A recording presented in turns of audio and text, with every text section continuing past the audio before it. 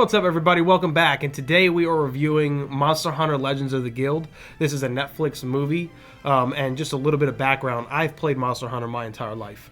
I played it when it first came on PS2.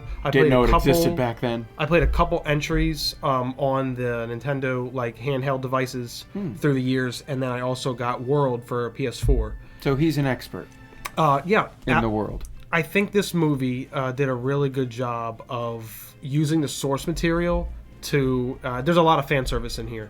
As far as the story goes, you're introduced to Aiden, who is young redhead boy. He is the protagonist of the movie, and he is just a little boy in town, and he thinks he's a hunter, and he goes out doing things. He hunts little things. Yeah, he hunts like rabbits and squirrels. And like local things that are getting the crops. Yeah, well, he is introduced to Julius, who is an A-class hunter, and he's the Geralt. He's universe. like Geralt of Monster Hunter, basically. Yeah, just he even looks the same. When I saw him, I was like, "Wait a minute, I've seen him." Demeanor and all. Yeah. So the show, like I said, has a lot of fan service in there, from the mushrooms that's used to paralyze the monsters to the clashes between monsters and territories. Which I know very little of this world, and only what Ryan has shown me on the game. And my God, like from the few monsters I've seen, they literally brought them to life very well. Yeah, they did. Made me like, I knew nothing. I've never played the game, nothing. I was like, saw it on Netflix. This actually ended up on the kids' top 10. Yeah. Which was...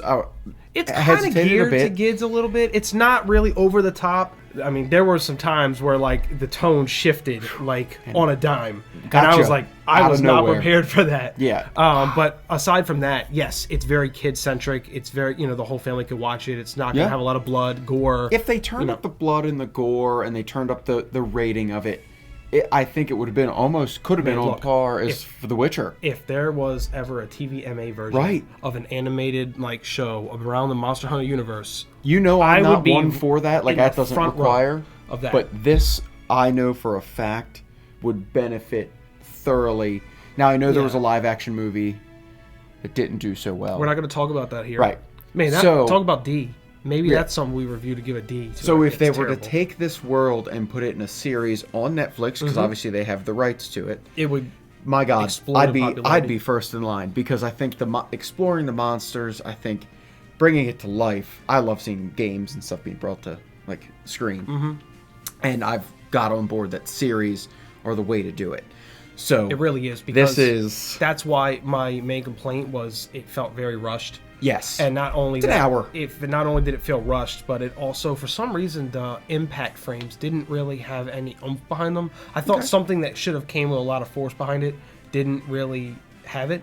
I think it went because it was almost blood free.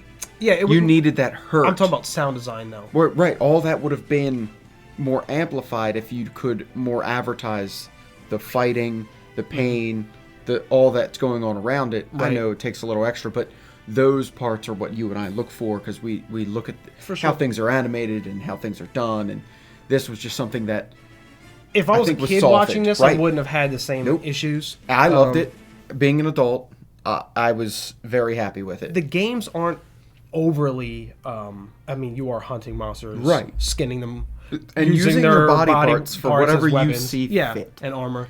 But it's not overtly gory, or it's more reserved than that. So this is a little bit closer to that than I think what I want. Really, I'm just being selfish in what I think Monster Hunter could show. You've played it, you've lived it for years, and now you wanted to see it in another form with the flop of a movie that you didn't even give the time to watch. One issue I have with Monster Hunter the games is zero game has taken the story and really done it justice. It's always been really superficial, and one of the things that the community's always asked for is more in-depth stories with the characters that are introduced. And build out the lore more. Because there's a huge, vast world of it. You could do so many things in Monster Hunter universe. This was just one town in a huge world.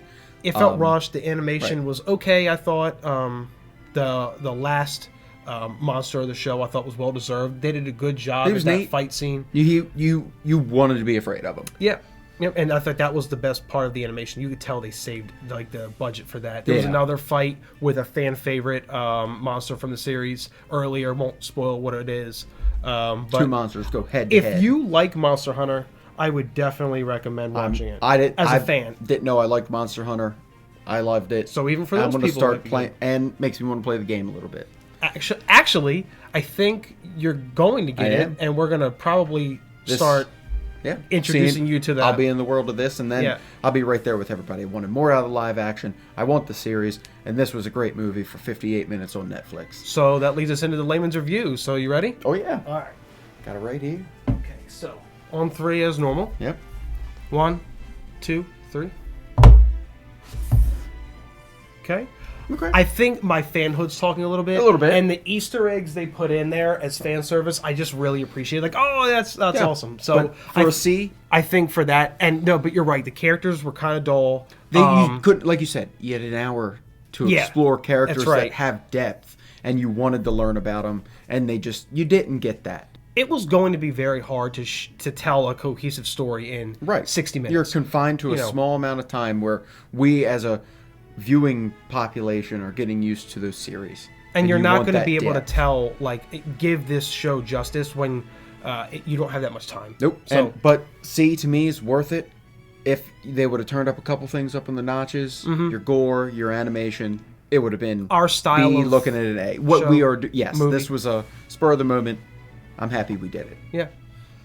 So I think we have to pick who's going to win that. I think I'll defer to you because I'm more of a fan. Okay. So I'm going to look at it with a little bit more of because you see your monsters that you've killed in the game on your TV Sounds now. Terrible, but yeah. So we'll give it a C. We'll put it. I think it deserves to go to the front of C. Oh, absolutely. So we'll put it there at least. Absolutely. At the top of C rank. So that was Monster Hunter: Legends of the Guild. If you guys like what we're doing here, like and subscribe. Let us know in the comments below what your favorite monster was from the movie, or what you thought about the movie in general. Yeah. And we will see you on the next video.